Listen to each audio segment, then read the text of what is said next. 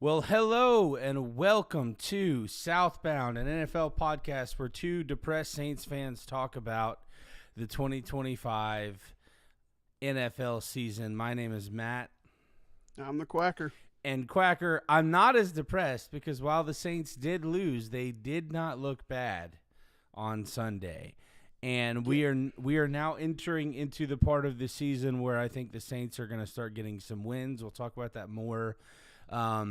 But I think we discussed on our last podcast, they've got 11 winnable games left out of the 13 remaining. 11 of them are there is some semblance of winnableness to them. So that doesn't mean they will win them, but it's a better day to be a Saints fan than it was a few weeks ago. So, all right. So if this is your first time, we also host together the Alumni House podcast on this channel where we talk about the 5 conferences in Division I football that reside in the South, which are Conference USA, the AAC, American Athletic Conference, Sun Belt, ACC, and SEC. We do that twice a week on Sunday or Monday and on Thursdays. And this is our newest show where we discuss the NFL, as I said a moment ago, from the perspective of two Saints fans. We will talk mostly about the NFL South, but we do talk about 30,000-foot view of the whole league. So if this is your first time, we're super glad and honored that you joined us. And the way the show works is Quacker here in just a moment will give us the headlines, of which there are quite a few this week. Then we'll briefly discuss the week that was, and then we'll talk about the upcoming games. So, Quacker, if you're ready, let's go ahead and hear the news and notes. All right. So we've had quite a few major injuries this week. So as most people know, Tyreek Hill, he is out for the season with a dislocated knee that resulted in multiple torn ligaments, including the ACL. Giants wide receiver Malik Neighbors suffered a torn ACL on Sunday. The Browns have named Dylan Gabriel their starting QB, putting Grandpa Joe at second string and keeping Shedeur Sanders at third string. The 49ers have ruled out Brock Purdy, Ricky Pearsall, and Juan Jennings for the game tomorrow night against the Rams. Is George Kittle back? I did not see. I didn't see that in any reports. Okay, we can look that up later. I was just curious. Lions have placed cornerback DJ Reed on the IR, meaning he's out for at least 4 games. Lamar Jackson was a non-participant in the Wednesday practice for the Ravens, putting his status in doubt for Sunday. He injured his hamstring in the game against the Chiefs this past Sunday. And also for the Ravens, defensive tackle, this is a hard name to say, I'm going to try it, Nnamdi Madubuike is out for the season with a neck injury. He's a defensive tackle for him. Cardinals running back Trey Benson is on the IR and has had an arthroscopic surgery on his knee for a torn meniscus. He's suspected to miss 4 to 6 weeks. Jaden Daniels has been medically cleared to return to practice. I believe he was a full participant today in practice. Some scary news for the Buccaneers. Their running back coach, Skip Peete, suffered a medical episode during walkthroughs today. He was immediately attended by team medical personnel before being transferred to the hospital. From what I was reading from the Adam Schefter report, it didn't look like it was anything that they thought was going to be long-term or have lasting effects on him. So that's that. Hopefully that's the good word, and hopefully that he's back on the sidelines coaching for long. Sticking with the Buccaneers, running back Bucky Barnes. No, I'm just kidding. Bucky Irvin. He's dealing with a sprained foot. He was seen at practice state in a walking boot and on crutches. He's considered week to week. Eagles long snapper Charlie Hewlett sustained a core injury and underwent surgery this week. He's expected to miss at least a couple months. And finally, Giants owner John Mara has been diagnosed with cancer. In a statement released by the Giants on Mara's behalf, he states he's already started treatment and is expected a positive outcome, and he plans to remain active throughout the process. All right. So do you need to catch your breath there? Yeah, that was a lot. Yeah. Also, this was not a planned piece of news in the notes. Quacker, if you can do me a favor, because I forgot to look it up. Look up the officer's name who died recently as a result from injuries as he was performing security for the Florida A&M game. First or second weekend of the season. It was a sad situation, a weird situation, but he broke his leg, and due to complications from that, he passed away. And this season has been weird because whether it be coaches or player or people adjacent to staff, I feel like we've seen quite a few deaths of guys in their 50s and 60s that were somewhat sudden in both college and pro game. And I think it probably happens every year, but I feel like we're hearing about it more this year. And so while we are a pro show, we definitely want to recognize that and lift up prayers to his family. Did you find his name? Yeah, it's Trooper Craig Gaines. Okay. Yeah, and it was a broken leg, right? Complications from that. Is that what it was? That's what I thought it was, but article here. So I kind of put him on the spot, but I just felt like it was worth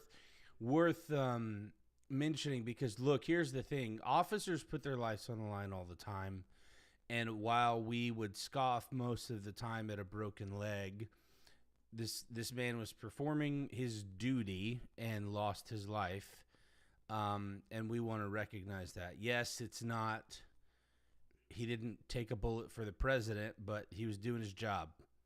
So, that's important, and we take that stuff seriously here. So, to the family of – you said Greg Gaines? Is that what you said? Craig. To the family and friends of Craig Gaines, we want to send out our thoughts and prayers, and obviously to the FAMU community, who probably, most of these colleges use the same guys, so they probably knew him to some degree. So anyway, I didn't mean to derail the news notes, but I thought that was important. Yeah, this dude is a tough man because they said he shook off the hit and returned to work. But it was later determined he had suffered a broken leg. Yeah, that's pretty. Yeah, that is pretty tough. But obviously, just a reminder: don't take things for granted every day. We never know when it's going to be our last, even if it's something simple like a broken leg. So, all right. So let's jump into football. So let me recap for us last week. Lots of good games. A couple blowouts that are a little perplexing. And we'll kind of talk through all that, but it started with a good one on Thursday when the Seahawks squeaked out a victory, and Quacker and I were actually on the air with Alumni House when Seattle kicked a game-winning field goal to win the game 23-20, which puts them to 3-1 and the Cardinals at 2-2. As we talked about, the Saints, who are now 0-4, went to Orchard Park to play the now 4-0 Bills.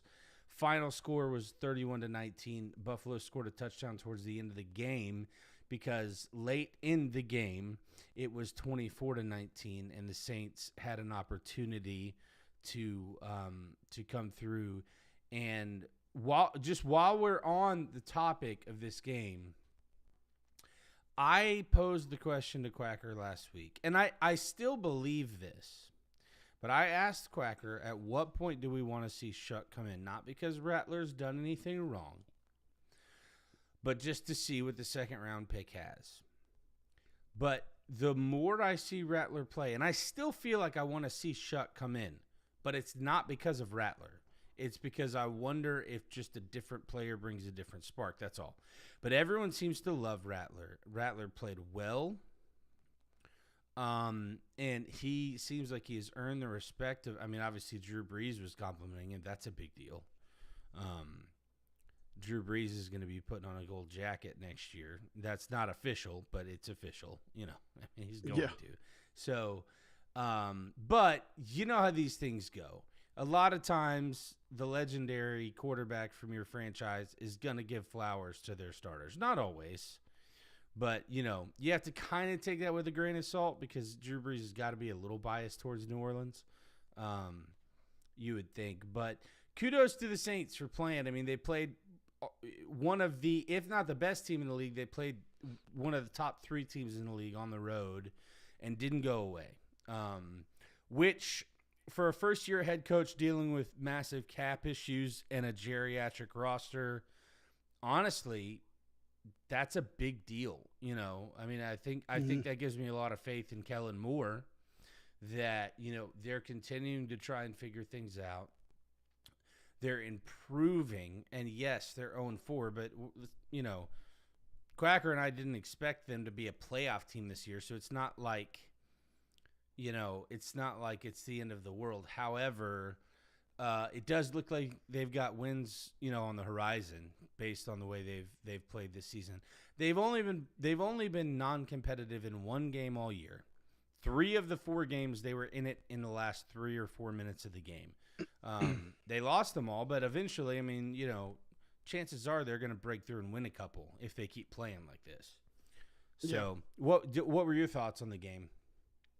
I was really impressed with the way they played. It was depressing that they lost again, but I mean, to only lose, by what they did. Yeah, 11, but it was garbage time touchdown. Yeah, because I'm the same. I think the Bills are the best, one of the 2 or 3 best teams in the league this year. They never looked like they were out of the game. I never really felt like they were going to win it, but they never looked like they were out of it. Yeah, I agree. I think that's a good way to put it. Now, I didn't realize until maybe toward the end of the game or after the game, or maybe it's something I saw this week through like Facebook Reels and stuff, but Rattler is 0-10 as a starter. And Jackson Dart's 1-0. I know, I saw that too. Yeah. But I don't put that all on Rattler. He's 0-10, but the Cardinals game, he put a ball in the hands of a receiver in the end zone who dropped it, right, to tie the game. Mm-hmm. So yeah, he is 0-10, but I feel like he's gotten better with each game. Yeah, and that's all you can ask. And I wanted to clarify my deal with Shuck because I want to see what Shuck has, but I don't think we're 0-4 because of Spencer Rattler. I think we have an old roster, and I think we have a first-time head coach who's trying to figure out how to use these pieces. We still haven't seen Taysom Hill. And at this point, you're kind of wondering, will we see Taysom Hill? I haven't heard any noise on that whatsoever. I don't know if you have, but it usually takes a year plus to come back from an ACL injury, and it was kind of at the midway point or later in the season last year when he tore his ACL. So I wouldn't look for him back till at the earliest, week 10 or 11. I don't think. Yeah, I just haven't heard one way or the other, and so. And here's the thing about Taysom Hill. Taysom Hill's like 34, 35. Like, he's not young, but because he's a Swiss Army knife, he's a problem for defenses because he could line up at tight end and block. He could line up at tight end and go up for a pass. He can line up at running back. He can line up at quarterback and drop back and pass it. He can line up in the slot. So when he's on the field, it's just an issue,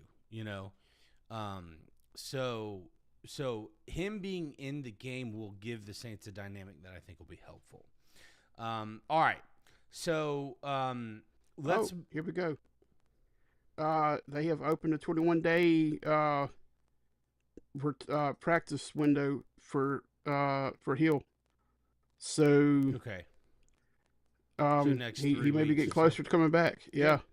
Good. That's good. I think that helps the Saints. Just him, even if he doesn't touch the ball, if he's on the field, it helps. So that's good. All right. So the Vikings went to the Steelers and lost 24 to All the way 21. in Dublin.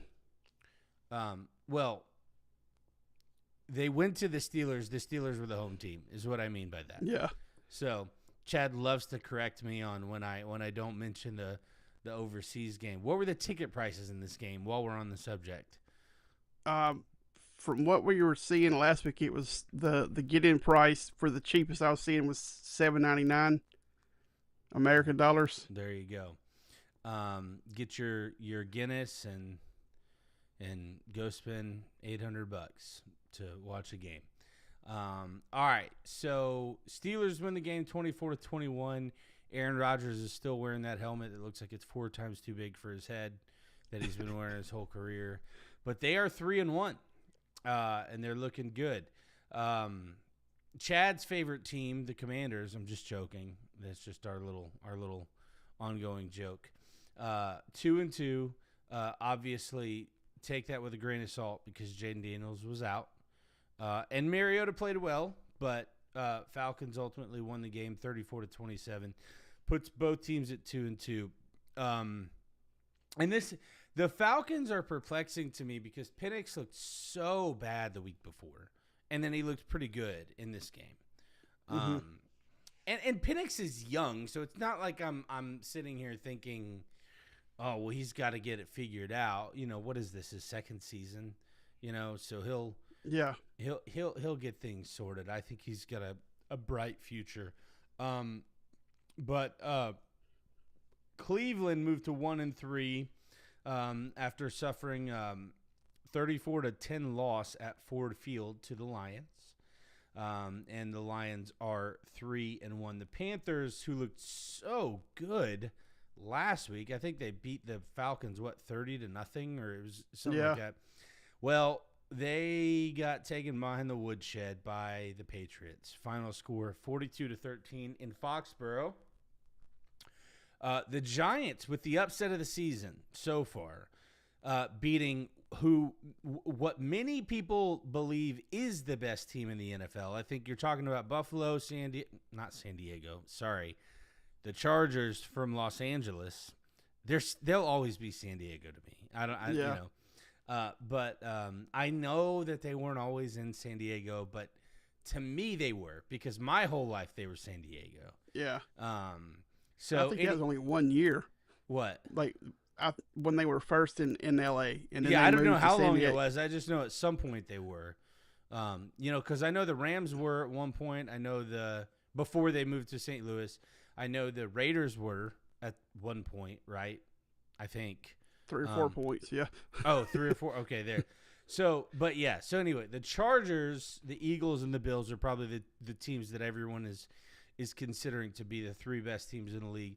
And the Giants win 21-18 in New Jersey. So that puts the Giants at 1-3 and the Chargers at 3-1. Can you imagine if the Saints and Giants beat the Bills and Chargers on the same day? I was watching NFL Red Zone, and where they like bounce back and forth, and they were like, "We got the upset of the season brewing," and it was the Chargers and Giants game. But at the time, the Saints were only down to the Bills by 5 points, and I was like, "You could have the 2 upsets of the season." Right. But yeah, and so then in one of the more intriguing games leading into the season, the Eagles, who were previously 3-0, went to Tampa Bay. They were both 3-0 heading into the game. And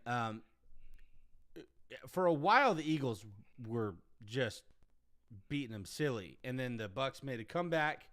A little bit too little, too late. Nothing makes me happier than seeing Tampa Bay lose, though, so I didn't lose any sleep over it. Yeah. Final score 31-25, but give the Bucs their flowers because they fought back and stayed in it to the end. And the Bucs are going to win the division. They're going to be in the playoffs, so, it is what it is. Battle of the winless teams. The Titans, who look to be just getting worse, went to Houston and lost 26-0 to give the Texans their first win of the season. And the Colts took their first loss of the season in a 27-20 loss to the Rams. The Jaguars beat the 49ers. So, look, think about this. Jaguars win 26-21 in Santa Clara. Jaguars are 3-1. Okay. The division they play in,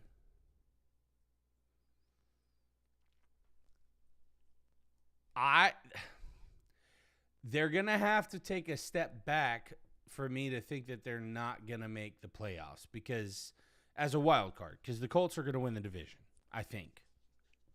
But Indianapolis and Jacksonville are both 3-1. Houston is 1-3. Tennessee is 0-4. So I am hard pressed to believe that Jacksonville is not going to be in it at the end of the year. And who would have thought? Yeah. So congratulations to the Jaguars for beating a good team. And a good team that's depleted right now, but even without Brock Purdy, Mac Jones has been playing well. According to this, Brock Purdy played. Just looking at the stats, it shows Brock Purdy as the quarterback who that's what it shows. So okay. I'm kind of confused. You may be right, but for some reason I was thinking Brock Purdy was coming back this week. But I did not watch that game clearly. So I didn't either. I was seeing updates, but it was always Jaguars updates they were showing. Mm-hmm. It was which was weird. Yeah. But just look at the ESPN stats. It's got Brock Purdy listed with 309 yards passing and 2 touchdowns. So okay. Well, now that you say that, I think I might have remembered announcing last week that Brock Purdy was practicing. So that makes sense. The Ravens, man, I don't know what's going on with the Ravens. Now, losing in Kansas City to Kansas City is not like catastrophic, but this game wasn't close. The final score was 37-20, but that makes the game seem to me like it was closer than it actually was. So that puts the Chiefs at 2-2, the Ravens at 1-3. You got to start asking yourself now, are the Ravens going to fall behind enough that they might be in trouble when the playoffs come? Look, the reality is everyone has 13 games left, so there's no panic buttons. I mean, if we're talking about realistic possibilities, the Saints could be the number 1 seed in the NFC playoffs. Will they be? No. But my point is, with a team like the Ravens, who are stacked, starting at 1-3 is not the worst thing that could happen, but it's not looking good. Like, it's not looking like it's getting better. Yeah. Well, I mean, they only gave the ball to Henry, I think 8 times. Yeah. I think he only carried the ball 8 times in the game. Yeah. That was weird. It was. You got one of the most dominant running backs to have ever played the game in your backfield, and you give him the ball 8 times. That makes no sense at all. I don't know what's going on with the play calling right now, but it's not. I mean, it's got to be. He could be banged up, and we just don't know about it because what's his name? Harbaugh. I don't know why I said Harbaugh. Harbaugh knows what he's doing, So I don't, I wonder if he's just hurt. But all right, so let's talk about this for a second.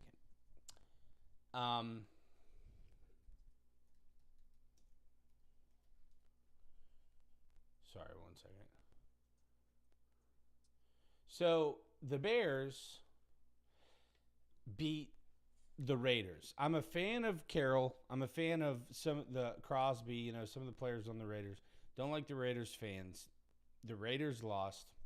They're already calling for Pete Carroll to go, even though Pete Carroll is going to do fine there, as fine as someone can do with the Raiders organization. But the Bears win the game 25-24.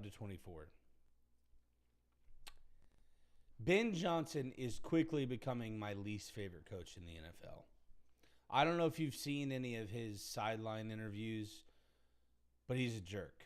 Now, I want to clarify something. Quacker and I have talked about this before. In the college game and in the pro game, there is a problem with the media. In my opinion, the media should have zero access to the coach at any point during the game. Halftime interviews, quarter interviews, any of that. Talk to him all you want after the game in the press conference. My opinion is they should not have access to them during the game. But the reality that we live in is that they do. And that is not the reporter's fault. And Ben Johnson, twice in this young season, I've seen be an absolute just turkey to these sideline reporters. And I feel the same way about that as I did about Nick Saban early in his career at Alabama when he would go off on the media. If you make multiple millions of dollars to coach this kid's game, one of the things you have to be able to do is tolerate the media because that is your job. Do we think it's funny when Marshawn Lynch gets up there and just says, I'm just here so I don't get fined for every question? Yeah, it's funny. But that's a different thing than yelling or going off on reporters for doing their job. Now, do reporters cross lines when people like Mike Gundy have to go off on them? Yes. But when reporters are asking questions they're supposed to ask and coaches who make millions and millions of dollars are rude to them on national television, it sets a bad example, it sets a bad precedent, and I have no time for it. So right now, unless he changes his tune, I hope he loses every game he coaches in the NFL because I have no time for that. I'm off my soapbox, but I'll let you speak into that if you'd like to. I haven't seen it. I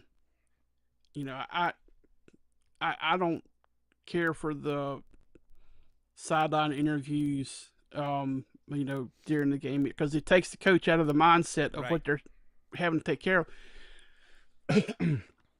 And it's really not fair to the coaches because you've got one coach who's been able to address his team the entire time out, while there's other coaches having to go deal with these media obligations.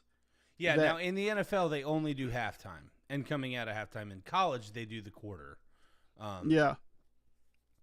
But look, to be clear, I'm with you. I do not think it should happen, but we know it is happening.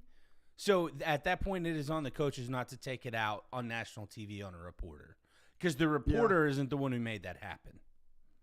Yeah, I agree with that. Yeah. I don't remember how this game actually went. As far as did they block a field goal at the? Yeah, they blocked a field goal at the end. We've seen a lot of blocked field goals in this early season. That have dramatically. In the NFL, it's interesting too because the NFL, the actual game balls. It used to be that kickers only had access to them 45 minutes before the game or something. Now they can use them. I don't know if it's all the time, but they have a much wider access, which is why I think we're seeing longer field goals. But you're right, we're also seeing more blocked field goals. But that could be a product. This is not one for one, but for longer kicks, more longer kicks being attempted, higher percentage of block because of lower trajectories. So, we definitely have seen more.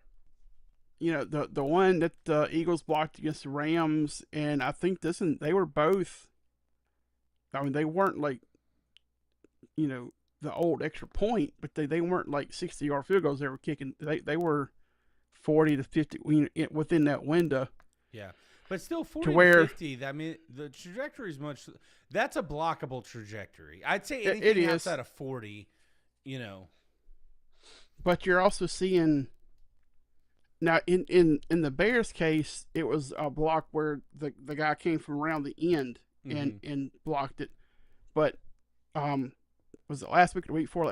Whenever the Eagles and Rams played, that was right up the middle. I mean, that was just bad blocking on the Rams special teams units.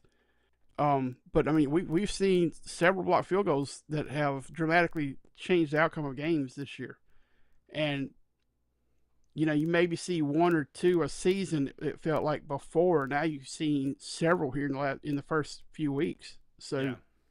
it's a big difference. And special teams has kind of taken a little bit of a beating with all these changes they've made to the game with the kickoff rules that they have now.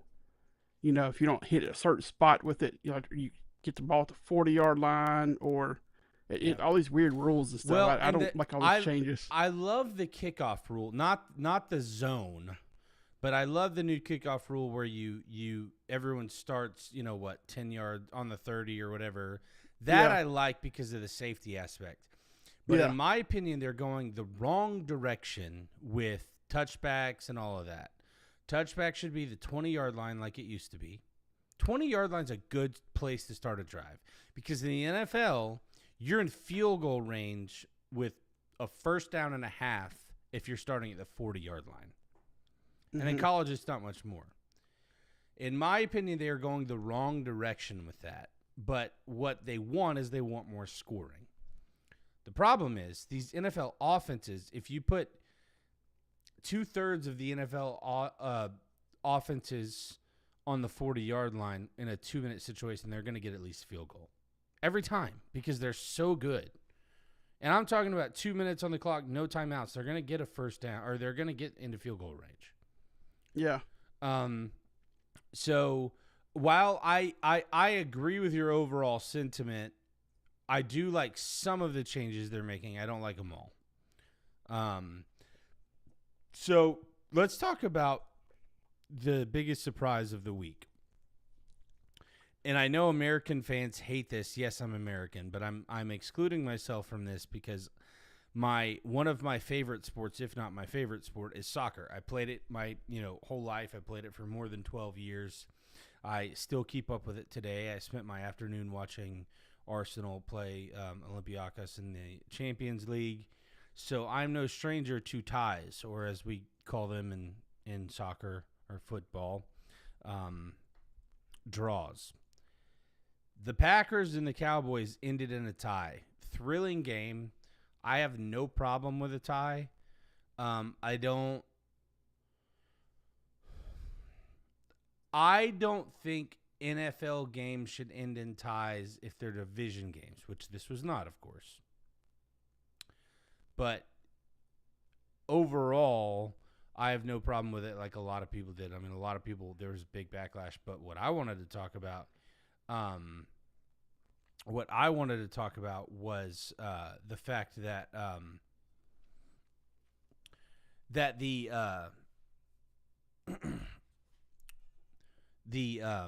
Cowboys played just an absolutely excellent game. I don't think anybody expected that, but they showed up to play. They played well, and kudos to them for taking it to the Cowboys, or to the Packers. The Packers looked like the best team in football for the first couple of weeks of the season.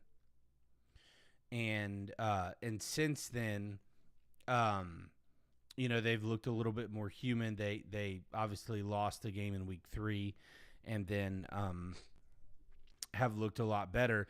But I felt like the Cowboys played well. The Cowboys looked good. They're 1-2-1, but I feel like we are moving into a season where they're playing much, much better. And so I'm excited to see how that works out for them. And the Cowboys are perplexing to me because I do not like Jerry Jones. I don't like most Cowboys fans, but I love Dak Prescott. And I have a rare personal connection to Brian Schottenheimer. No, I don't know him, but I have people who know him who love him. So I've always cheered for him, and I like him. So it's weird because part of me wants the Cowboys to lose every game by 100, and part of me wants the Cowboys to win and be successful because of Dak and Brian Schottenheimer. So what were your thoughts on this game? I mean, it was a game, on its own. It was a great game. I stayed up and watched the whole thing, which Quacker knows me. I'm not a night owl, so for me to stay up and watch an overtime game on Sunday night is rare. But I did for this one. So Yeah, it was a great game. Starting out, you kind of thought maybe the Packers were going to kind of walk away with it just to start, and then in the second quarter, the Cowboys kind of exploded, and then it was just a back and forth game. It was a fun game to watch. This is another situation where Jerry Jones, ego or whatever, whatever all the details were that led to the Micah Parsons trade, it directly impacted the end of this game because if Micah Parsons doesn't come from all the way around the end and tackle Dak, they gave him a sack on that play because he stopped him behind the line of scrimmage, or at least at the line of scrimmage. Yeah, and if you really look at it, it wasn't a good spot. It really should not have been a sack, but it doesn't matter. Like, yeah, it was a no gain, but yeah, by NFL rules is what they were saying after the game was over. That actually, that's why it counts as a sack. Well, no, but I'm just saying if you really looked at it, the spot didn't look like it was no gain. It looked like it was a half a yard gain. But that's nitpicking, right? Like I get like we're not talking about a huge difference, but I didn't think it was a sack. So, but regardless if it's a sack or just a stop, for a short gain or whatever, he stopped him from score because he was going to score a touchdown on that play if he didn't make that play, and then the Cowboys walk out with the win. Instead, it's a tie. I always would like to see them go to some kind of the overtime. To me, the best model of overtime was college football 5 years ago. Before the LSU A&M. Well, that was peak. That was the last regular overtime. Yeah, and you're talking about 2 normal overtimes, a third overtime where you have to go for 2 if you score a touchdown, and then you just battle back and forth until you have a winner, right? Yeah. And I would just say if it's the NFL, you start them at maybe the 35 or the 40, but do the same thing. Put it back at the 50. Or the 50. Yeah, I mean, but my point, I agree with you wholeheartedly. I think college football had the perfect overtime and they ruined it. And the NFL has always had a bad overtime and they just keep making it worse. I would be okay if the NFL did all right, we're just going to do another quarter. Do something similar to what soccer does. So in competitive, not in regular season games, but in like a tournament knockout game, soccer will do 2 45-minute halves. And if it's tied or level at the end of that, they will go to 2 15-minute sessions, but they'll do like a 5 to 8 minute break between the 2 15-minute sessions. So it's like a mini halftime. You don't go to the locker room, but you have an extended break to kind of reset. Then you go for 15, And then at the end of that, you go to penalty shootout. So if the NFL doesn't want to do what college does, do 1 extra quarter. None of this golden score, whatever, or sudden death. Just tack on a quarter, but do it, in 7.5 minute, 3 minute commercial break, 7.5 minute. At the end of that period, whoever's winning is winning, and if nobody's winning, it's a tie. But I agree. The ultimate thing they should just do what college is doing, but I don't think they'll ever do that. Yeah, I would say at least for regular season, if they wanted to stick with a format like they have now, instead of ending with the tie, once you get to if you get to the end of the overtime period, it's still tied like this one was, then you put the kickers on the field and just start kicking field goals. Back and forth. Yeah, I'm okay with regular season ties. I just don't think you can have ties in division games. Because this is an NFC game, but it's not a division game. So I'm okay with a tie during the season. I mean, what do we see? 3 or 4 ties a year? Like, it's not like we see a ton of them. Yeah, if that, yeah. So I don't think that's an issue, but I do agree that overtime in the NFL will never hear this, but NFL, if you're listening, fix your overtime. It's simple. Fix your overtime and have reviewable pass interference calls. Get your life together. Everyone's been saying it for 20 years. They tried that For 1 year. After For 1 year they tried it and they took it away. Yeah. Well, and the reason they took it away is because they didn't want to They did it after the Saints-Rams conference championship game, which was the most blatant pass interference that was never called. I mean, it literally kept the Saints from the Super Bowl. Yeah. And, it was one of those things where they were never going to overturn, and they did not overturn one pass interference call the entire season. And well, it's not working. Well, it's because you don't want it to work. I thought they did overturn one. I thought there was one they overturned. It may have been one. But over the course of a whole season, that's not good. Yeah, so. No. But yeah, there are certain penalties that need to be reviewable. This is ridiculous that we don't review penalties. I understand some of them you can't, and I understand like forward progress you can't review because it's subjective in the moment. I get certain penalties you cannot review, but there are certain penalties you can. Get it together and start reviewing them. Mm-hmm. We review everything else. It just makes me so mad. Let's move on because I don't want to. I'm just gonna get mad. So we talked about the doubleheader for the Monday night kind of being goofy.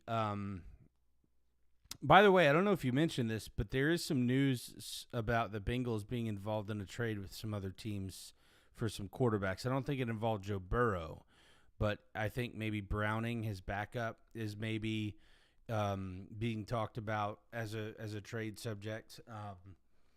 But I hadn't seen any on that. Yeah, I saw it earlier today, and I forgot to mention it. But so we talked about it being a bad slate, and for most of the two games, it was a really bad slate because the Dolphins were just absolutely taking it to the Jets, and then the Jets came back and made it a game. Fields didn't look good in the beginning of the game, but the final score is 27-21.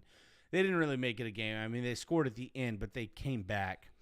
That puts the Jets at 0-4, the Dolphins at 1-3. The Bengals went to Denver. This game was never close. The final score was 28-3. Both teams moved to 2-2. I don't know if there's anything you want to say on those, but if you do, now's your chance. Sean Payton's looking like a grandpa. That's the only thing I want to say. Still a good coach. Still a good coach, but starting to look like a grandpa. He's got the little grandpa, or he's got the same Raiders looks like that my dad wears, and just it's just it's funny. It was his age starting to come through, man. It's kind of like when you started seeing Will Muschamp wear glasses on the sidelines. He just looked so old, and he would wear them like halfway down his nose. And he's such an angry, intense guy. Yeah. But he's such an angry, intense guy that you're like, Will Muschamp, you can't wear those. That doesn't work for you. So, all right. So let me run down the schedule for this next coming week. And Quacker, if you see a ticket price that intrigues you, feel free to shout it out as we get to it. So to start off the week on Thursday, we have got the battle for the left state, and I don't mean politically. I mean the leftmost state in the country. That probably sounds political, but I just meant it's on the left side of the map. Everybody calm down. The 49ers are going to L.A. to play the Rams, both 3-1. This should be a good game. Make sure you tune in to that one. The Giants are headed to New Orleans. 1-3 Giants, 0-4 Saints. I expect that the Giants will win this because the Giants have been playing well, but there's also a part of me that feels like the Saints coming back home after two road games where one of which they looked awful, one of which they looked really good. So this could be a great opportunity for the Saints to get their first win of the season. By the way, if I'm not mistaken, the Saints have played 4 games. This is their 5th. I think this is either their 3rd or 4th CBS game. Now, I understand that this is their 2nd AFC game, but it used to be NFC games were all on Fox or NFC home games. Yeah, well, this is all the NFC here, so I don't get that. No. I know that's what I'm saying. It used to be, but what I was saying is like last week they played the Bills. Yeah, but it used to be if NFC played AFC, the home team would get the coverage, but it would be CBS if it was AFC, NFC would be Fox. All NFC has basically always been Fox. Mm-hmm. The last couple of years I've seen that change a little bit, but this is I think their fourth CBS game. Which is fine. A lot of people don't agree with me, and I don't care. You're wrong. Tony Romo is a great announcer, and he's transcended the way color commentary is executed. And literally, the dude will see how the team lines up, and he'll call the play 9 times out of 10. He's right. So I love Tony Romo. Not that I don't know that Tony Romo will be on this call, but I'm a fan of that. But so that game will be in the 1 o'clock window. Yeah, it's the Saints are actually the betting favorite. I mean, it's a 1.5, but yeah. I mean, and looking at the ticket price, is $25. I may have to give me a ticket to go to this game because I can afford $25. We'll go. You're only what, an hour away, hour and a half? Hour and a half, yeah. If Don't take your muscle relaxer and drive to New Orleans and go watch the game. Well, my niece and nephew will be up this weekend, so I'll have to see how things work out. But, yeah, that's a very, very good price to get in for a Saints game. Yeah, because I've seen them a whole lot worse than that. Yeah, for sure. Well, I think it's because they're a combined 1-7. I think that's why. So yeah. Although I am surprised because I feel like a lot of Saints fans probably want to see Jackson Dart. But all right, so next in London, not next, it actually is first because it starts at 9:30 Eastern on the NFL Network. The Vikings are being hosted, just so Quacker knows that I'm saying this. They're being hosted by the Browns in London. And this is at, I mentioned earlier, I'm a big Arsenal fan. So for those of you who don't know that, Tottenham Hotspur is the Arsenal's biggest rival. They are both in North London. So I hate that stadium. It's actually a very nice stadium, but they're our big rivals. So the Saints actually played a game there a few years ago. Did they play the Vikings when they went to London a few years ago? Pretty sure it was the Vikings. I don't remember. But I think it was Andy Dalton. It was the first time we wore those terrible black helmets. Which, by the way, I don't think we've won a game in the black helmets, and we're 0-1 in the white helmets. So I love the white helmets. I don't like the black helmets because of the stupid thing in the middle. If they would have just made it normal and put the normal stripe in the middle, I would like it. But anyway, we're not talking about that, and I'm not bitter about it. The Vikings 2-2 playing the Browns 1-3. Browns are the designated home team at Tottenham Hotspur Stadium. So watch that game if you can. It's a really, really cool venue. Raiders are going to Indianapolis. 1-3 Raiders, 3-1 Indianapolis. Calling my shot here. Raiders are going to get their second win of the season. I think the Colts are real, but I believe in Pete Carroll. All right. So Indy is a 6.5 point favorite. I think the Raiders get it done in this one. So we'll see how that works. We're opposite on that one. Well, everyone's the opposite because no one believes in the Raiders, but I believe in Pete Carroll. So, I mean, Pete's a good coach, but I just feel like there's something with this Indy team. I think they win this one by a couple scores. Well, we'll see. I mean, you may be right. Look, I think this Indianapolis team's good, but I just think the Raiders are not as bad as they appear to be. Is really It's not so much an indictment on Indianapolis as much as it is. I think the Raiders are going to start to put the league on notice. Not saying they're going to even make the playoffs, but I think they're going to start getting better, and we're going to see that. Cowboys are going to the Jets. Man, I feel like the Jets have had they've really been competitive in most of their games this year, but they've not had like an easy game. And the Cowboys have proven that they're better than we thought they would be at the beginning of the year, which to me further evidence of what I've been saying is that I feel like the NFC East is just a lot more competitive than it's appeared to be. And if the Giants are on their way up with Jackson Dart, which look, I've been calling for Jackson Dart to be the starter the whole season. Oh, Russell Wilson and Jameis Winston were involved in that too. The potential trade. That's who it was. It was one of them, one or both of them for Browning and somebody. I don't know, something like that. And I think the Bengals may be starting to look at the Bengals may be starting to have to look at the reality that Burrow may just not be it, because while he is top 5 talent wise, he just can't stay healthy. And I wonder if maybe they're starting to look at that a little bit, because as sad as it is, we've seen generational talent not pan out because they can't stay healthy, you know.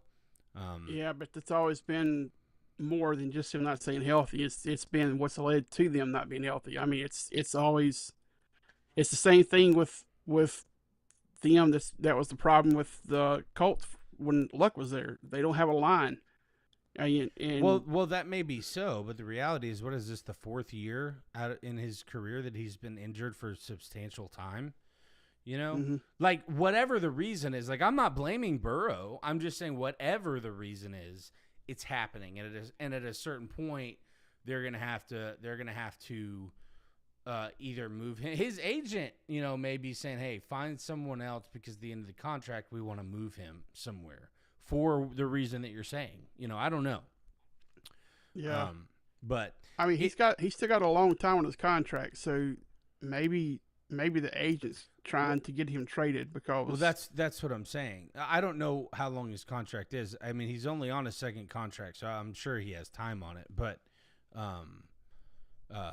you know, because he's in the 2nd year of that but I think it was like a 5 or 6 year deal for. No, it might be, but what I'm saying is he's only on his 1st contract since his rookie deal, which. If you're 1st round, you get a 5th-year option. So I would imagine you're right. It probably is his 1st or 2nd year on contract number 2. And I don't know how long it was. But all I'm saying is that I think that his agent may be pushing to position him out, but who knows? But anyway, I was reminded that the Giants quarterbacks were involved in that somehow. So the Cowboys are going to the Jets, so we'll see. Maybe the Jets this is a game where I could see the Jets winning. I could see the Cowboys winning. It's intriguing either way. Broncos going to the Eagles. I feel like the Broncos could win this game. I don't think they will, but I think they could. Dolphins are going to the Panthers. Talk about the 2 teams I care the least about. This game is a game that, like, I don't even know why it's on TV, to be honest with you. I would never want to watch this game. But I just don't have any love for either of those teams. And they're both 1-3, so we'll see. Texans 1-3 going to Baltimore to play the 1-3 Ravens. Titans 0-4 going to Arizona to play the 2-2 Cardinals. 3-1 Bucks at 3-1 Seahawks. That'll be a good game. That's in the later window, as is the Titans Cardinals game. Lions at Bengals 2-2. The Lions are 3-1. That will also, I feel, no, that won't be a good game. Sorry, that's not going to be a good game. Lions are going to win that game. What should be a good game is Washington at, I almost said San Diego again, but at the Chargers edition of the LA football team. So Chargers are a 2.5-point favorite, which, as we know, is basically a push because you get 2.5 for being at home. So betting's pretty even on this game. We'll see how it goes. To me, Justin Herbert's been playing too good. He's playing at SoFi. I feel like the Chargers will win this game. But anything can happen because Jaden Daniels being at home is good. But they're also, of note, the Chargers are 2-0 in home games because one of their home games was not at home. And the Commanders are 0-2. The tickets for this one are ridiculously low. $35 get in price. That's that one's surprising because this is two good teams, and I mean I know there's a lot to do in LA, but wow. Well, I think it's two good teams, but I think that LA fans they're not Miami fans, so they're not as bad, but they're not as interested in their sports as a lot of other teams. And I feel like in Los Angeles, the perception of the Commanders is probably not that high because I don't know how many Chargers or Rams fans are real serious NFL fans. So they probably see Commanders and they're like, who cares? That would be my thought, because I just feel like Miami and LA fans are just among the most casual there are. So that's got to be what it is, in my opinion. All right, so we got a game on Sunday night that I want to watch. I feel like the Bills are going to win it, but they are hosting the 2-2 Patriots. Should be a fun game.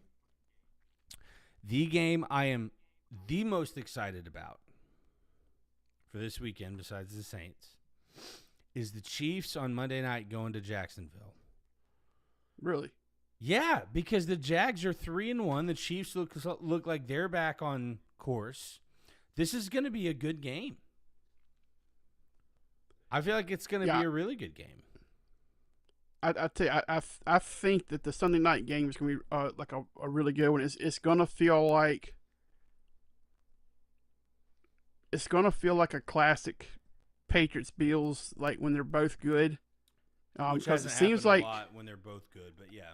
Yeah, but it seems like oh shoot, what's his name? Mike Vrabel has started to kind of get the Patriots believing themselves again. They're starting to play well. Drake May, he's playing very well for a second year player. Of course, the Bills are the Bills. They are who they are under Josh Allen and what's the coach's name? I can see his face right now. McDermott. Yes. Since Sean McDermott's been there, like this team has gotten better and better and better, and it just I think this is going to be a really good game, and I do think the one of that game would be good too. But I'm actually looking more forward to the Sunday night game. Well, I think you could take your pick. I'm excited about both. I'm excited about the Chargers Commanders. So basically, late window on, we're going to have a handful of really good games. Bucks Seahawks is going to be really good. Of course, it's only going to be good for me if the Seahawks win by 1,000, but it'll be a good game. And then, of course, the teams on their bye weeks, which I believe this is the first bye week of the season, are the Falcons, Bears, Packers, and Steelers. All right. So, thoughts so far, 4 games through the season. General thoughts. Is there one or two? It's only one bye week, isn't it? One bye week in the NFL, which teams getting – wait, are there – no, there's one. Yeah, so teams getting a bye week in week 5, it seems like a little bit of a that's what I was thinking. Because the Saints, I think, are like week 11 or 12, Yeah, I'd rather have that than week 5 because you're not beat up yet. I mean, you're sore, but you're not beat up yet. Week 11, your butt's dragging the ground. You're just hoping to make it through. It looks like some really good games this weekend. Some, like the Texas Ravens 2 years ago. That's a playoff preview. This year, it's a throwaway. I don't know what to think about this one. The Eagles Broncos in the 12 o'clock window, that may be the best game of that window. Well, I think the Giants Saints will be good, and I don't mean from like playoff implication, but they're even team. They're pretty even teams. Yeah. And I'm not saying that as a Saints fan. You're talking about an 0-4 team and a 1-3 team with a rookie quarterback on the road. So chances are going to be a pretty even game, right? Yeah. So in that window, I agree. I think Broncos Eagles is the best. Cowboys Jets will be really good. Saints Giants will be really good.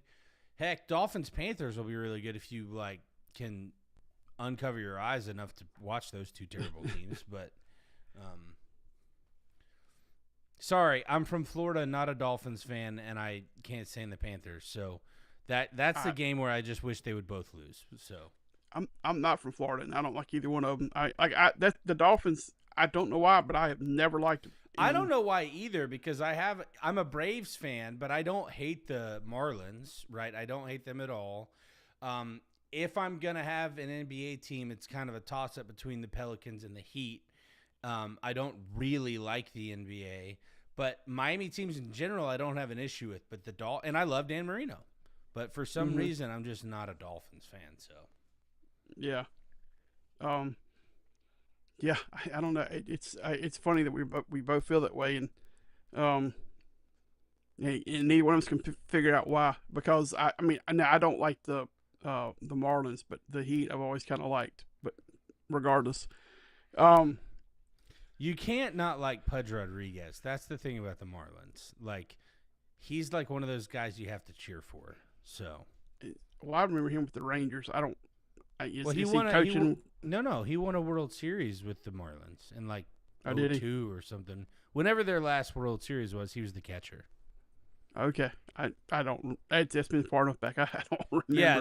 Yeah, that was beginning of the war in the Middle East, which was like a lifetime ago. So there are adults who were not born yet when that happened. So I get it. Right. Yeah. Commanders Chargers.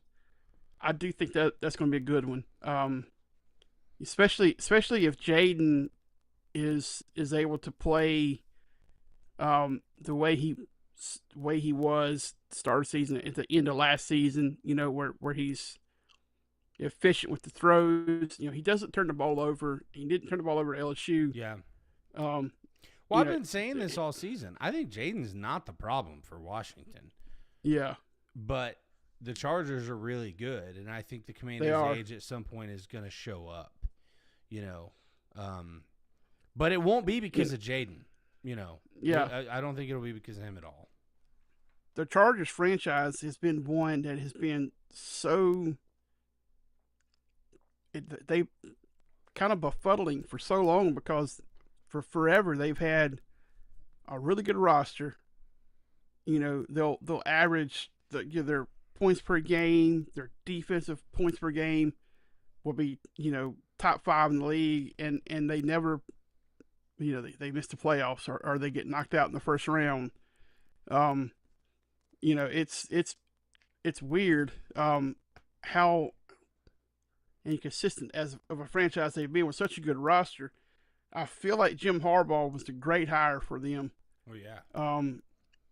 He's really got them playing championship level ball. So, since Mahomes has kind of come into his own, it's been the Chiefs division, and now it feels like it's going to be the Chargers division. At least, anything can happen, but they feel like that team that can challenge the Chiefs, and win the division, and do it on a regular basis, because Justin Herbert's a great quarterback. He's fun to watch. He's hard to defend because he's got some wheels on him. And I've never liked the Chargers, but I love that powder blue uniform they wear. That's a good looking uniform. So, I'm looking forward to watching that one.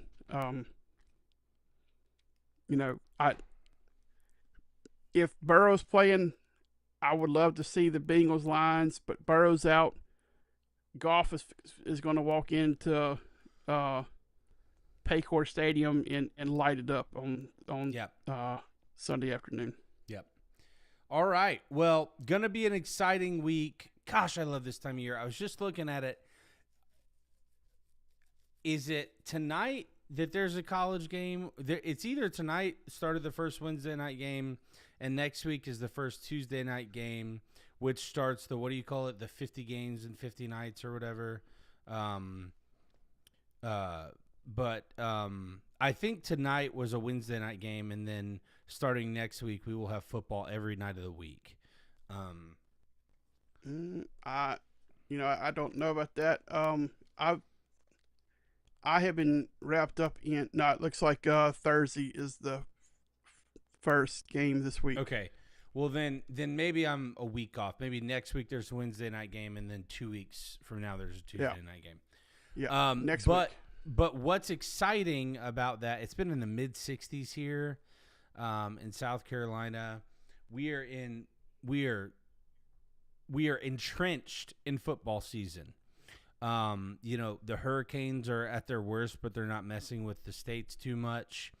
But the Hurricanes being at their worst is like the sign that the summer's over. It's football season.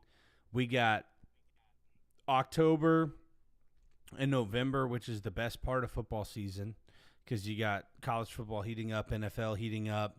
Before you know it, it's going to be holidays. And you know what's around the corner? We haven't talked about this. We got basketball in a month and a half, man. Mm-hmm. Now, we here at the Alumni House and NFL at Alumni House in Southbound, we do not talk too much about the NBA, but we love our college basketball. So we're going to be talking about that soon. But as always, I want to encourage everyone who is just a Southbound listener, check us out on Thursdays and Sunday/Monday for our Alumni House podcast.